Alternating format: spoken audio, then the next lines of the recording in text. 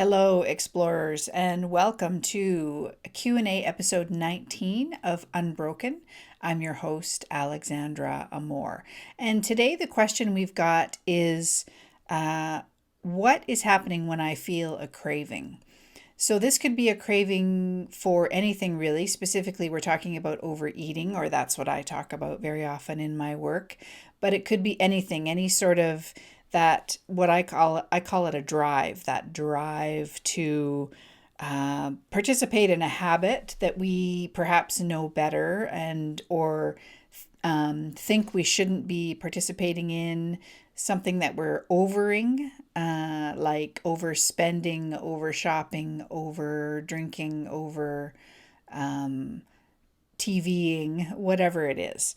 So when we feel that craving, that drive to do that thing, what I see from my experience and based on my exploration of the three principles is that three things are actually happening. So I want to talk about those things today. The first is that we're experiencing some weather and we're not maybe aware of that. So the three principles point to the fact that our experience of life comes from the inside out. It doesn't come from the outside in. So what that means is we don't live in the world of our experiences or our circumstances. We actually live in the world of our thinking. And that thinking flows through us from the inside out. And the metaphor that we so often use is that it is like the weather. And in a way, we don't have control over it. Well, not in a way. We don't have control over the weather, either the weather that's in the sky out there in the world or the weather that is within us. It's energy, just like the outside weather. It's moving through us. It's calm sometimes, and it's volatile at other times, and everywhere in between on that spectrum. And before I came across this understanding and got my head around this idea that our life is moving through us from the inside out, whenever I felt a craving, the drive to overeat, as I call it, I thought I had to do something about that. Which was a very innocent misunderstanding. So I would have the feeling, have the craving, and immediately jump into a whole bunch of thinking about how to battle with that, how to suppress it, how to control it, how to avoid it, or whether or not I would give into it. And all of that was done innocently, of course. I just didn't know any better. Now what I see is that when we're experiencing that, any kind of craving, any kind of drive to do a habit, it's weather. It's weather moving through us. And when we see that, we understand that it will pass, that we don't have to white knuckle it even, that we don't have to manage it, that it is temporary and flows through us like a river. And sometimes it can be really tricky to try to just be with the things that are flowing through us in the moment. They can feel, of course, incredibly powerful and urgent almost, especially when it comes to feeling a craving. And that's simply the nature of thought. It's such a powerful force that it really affects our experience of the world. And especially when we're not aware that that's what's happening and that we can simply leave it alone. Now, that is not to say that I was ever very successful at simply watching those things happen, that experiencing those craving feelings and just letting them be.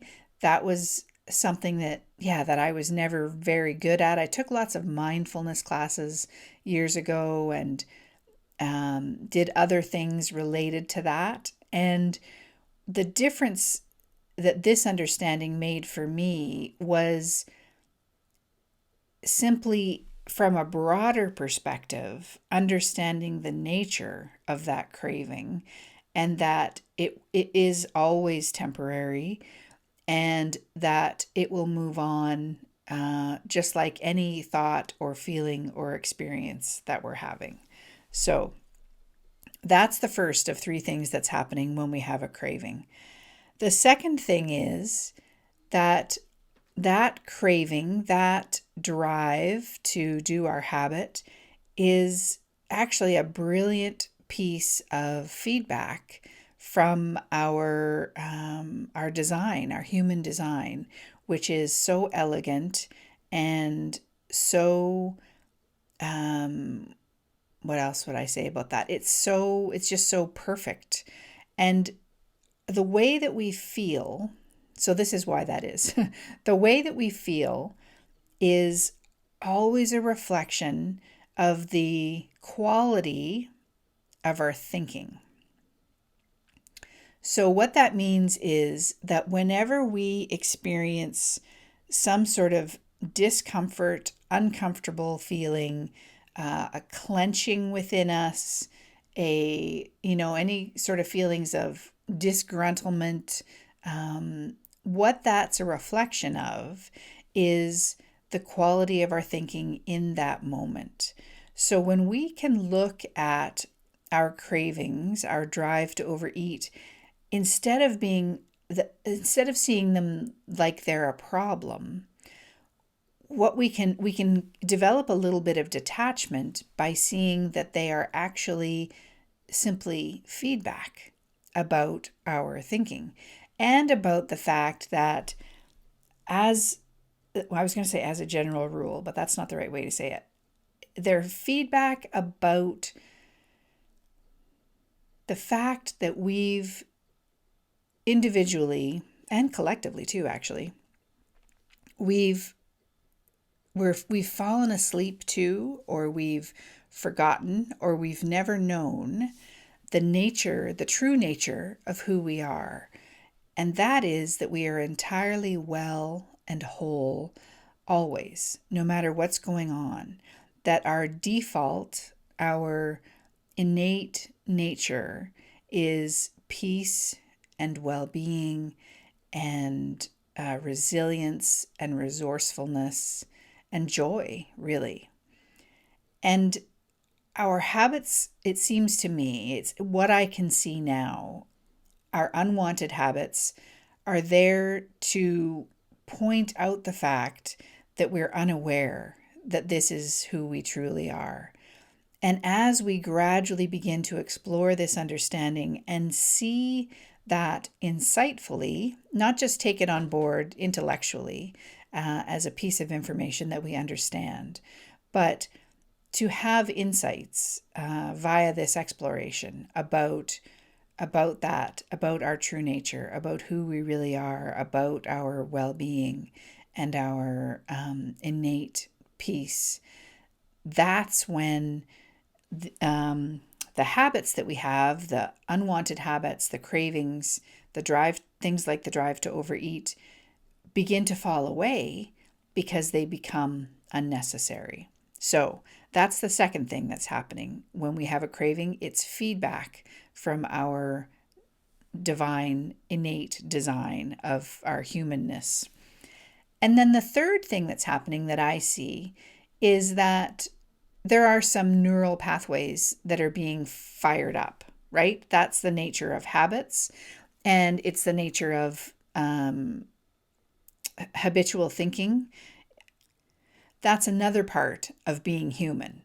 We have this physical brain that's in our head. There's a bit of a sequence of events that happens when we experience a craving.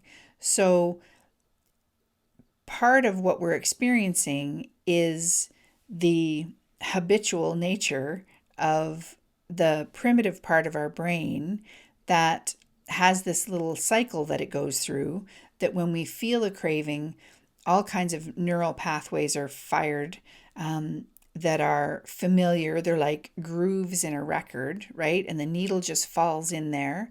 And then we just follow through on all the things that we've done in the past to get rid of that craving.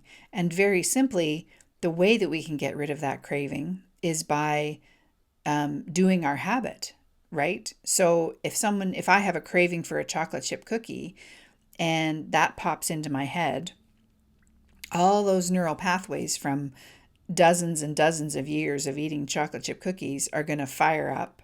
And my brain knows that if I have the chocolate chip cookie, that craving feeling is going to go away. So there's a very kind of physical response in the tiny little neurons in our brain. And that's the third thing that's going on. In my experience, when I was able to get my head around all three of these concepts, that's when my unwanted overeating habit fell away. There was no need for it anymore. And like I said earlier, it wasn't a matter of simply understanding these three concepts. I had to come to this understanding insightfully. And the way to do that, because that might be your next question, well, how do I do that? Is really simply to stay in the conversation, to continue to explore this understanding, to learn more about it. There's nothing wrong with educating yourself and learning and gathering information. And then from that comes insight.